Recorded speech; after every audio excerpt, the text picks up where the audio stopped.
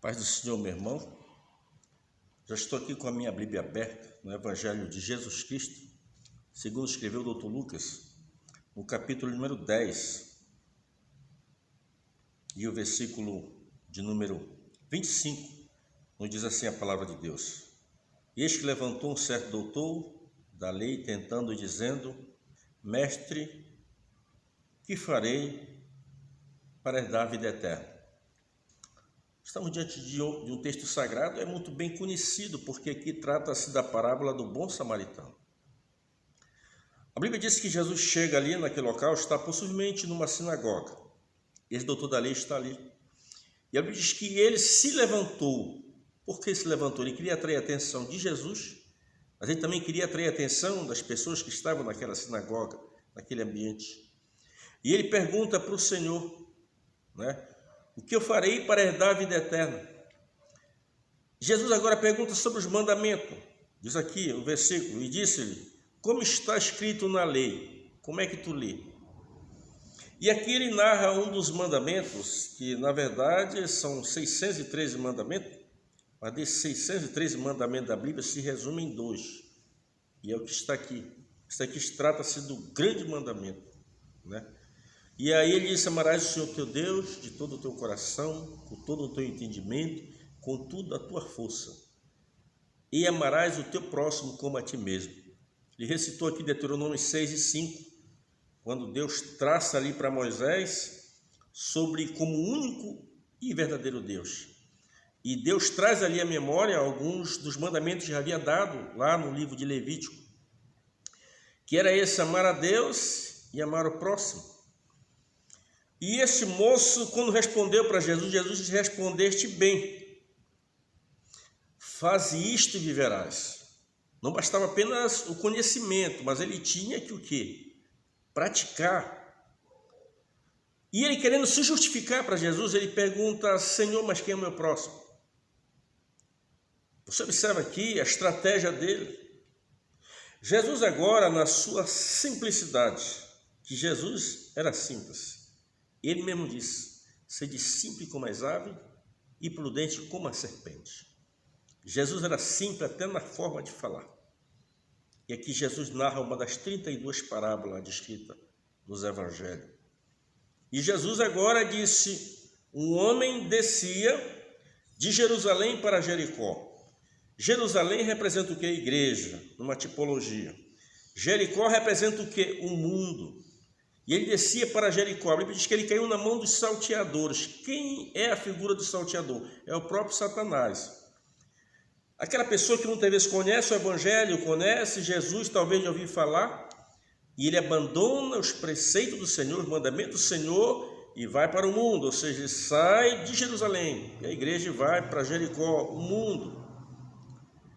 E agora Jesus disse: ele cai na mão dos salteadores, que é o diabo. E o diabo está para quê? Matar, destruir e roubar. Ele é especialista nisso. Mas a Bíblia diz que passava-se ali ocasionalmente. Cruzava ali quem? Um sacerdote. Sacerdote, se você estudar sobre o sacerdócio, havia todo um parâmetro, toda uma seletiva para se encaixar. Primeiro passo, ele tinha que ser da tribo de Levi. Não vamos entrar em mais detalhes, porque o tempo não vai permitir. E não é sobre o sacerdote que eu quero me prender aqui nesse momento. Passava o sacerdote, a Bíblia diz que ele olhou, ele viu o homem ferido, mas a Bíblia diz que ele passou de largo, seguiu o seu caminho, como quem diz: não é meu parente, não tem nada a ver comigo. Então, cada um com seus problemas. Essa é a sociedade que nós vivemos.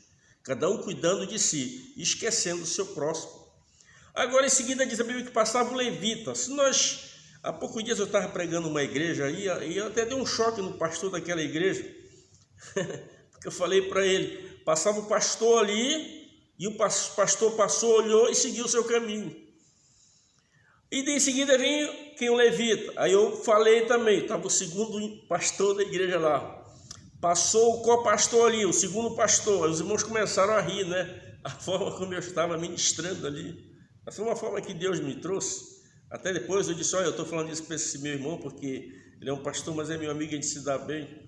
né? Mas descia o levita, também fez a mesma coisa que fez também o sacerdote, passou de diácono, não deu importância.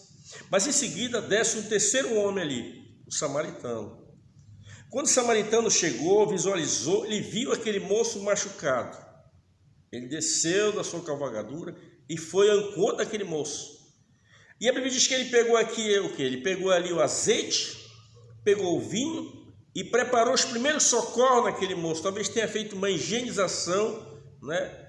E depois usou o azeite. Em seguida, aquele moço, aquele samaritano, ele pega aquele moço, coloca na sua cavalgadura e vai até a estalagem. A estalagem representa o quê? A igreja do Senhor.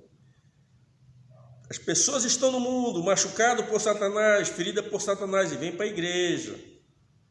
E aqui na igreja o pastor tem que acolher, dar carinho, dar amor, aquilo que ele não tem lá fora. E agora o que aconteceu? Ele foi lá, pagou na estalagem e disse: olha, eu vou te deixar 2 dinheiro aqui, que eu tenho que seguir a minha viagem. Depois eu retornarei. E se o que eu deixei não der para cobrir despesa, eu te dou quando eu retornar. Jesus agora se vira para esse moço e disse: qual desses 3 te parece que amou o próximo? Creio que o samaritano. Jesus disse: vai e faz da mesma forma. Viu? Jesus começou a trazer aquela parábola e Deus começou a trabalhar na mente daquele moço, doutor da lei. Não sabemos o nome desse moço, não sabemos a idade desse moço, mas ele era um escriba, um doutor da lei, um homem versado, um homem treinado, um homem que conhecia os mandamentos de Deus de cor e salteado, mas ele não conhecia o Deus da verdade. Tem muitas pessoas que conhecem Deus de ouvir falar, mas na intimidade é diferente. Um dia o próprio Jó disse: eu, Senhor, antes te conhecia de ouvir falar, mas agora meus olhos te vê.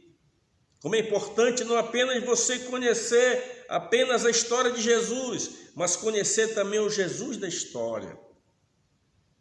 Esse moço aqui, ele conhecia os mandamentos, mas na hora de praticar os mandamentos, na hora de viver os mandamentos, esse moço ignorou. Você observa por que Jesus chamou a atenção e falou do samaritano? Porque os samaritanos, eles não se comunicavam com os judeus. Este samaritano que foi socorrer aquela pessoa ali, aquela pessoa que estava machucada, que estava ferido, era um judeu. Mas este samaritano que era ignorado pelos judeus, porque houve uma mistura, quando houve a separação, quando houve a invasão lá, que invadiram lá a Síria, a Síria invadiu, melhor dizendo, a Samaria lá, e levou cativa. Então eles trouxeram pessoas de outras nacionalidades. Então houve uma mistura ali no Reino Norte, e agora havia isso, ele não havia essa comunicação. Se você já leu o capítulo de número 4 do Evangelho de João, você vai entender bem isso. Jesus vinha da cidade de Samaria e passou por uma região, uma cidade chamada Sicar.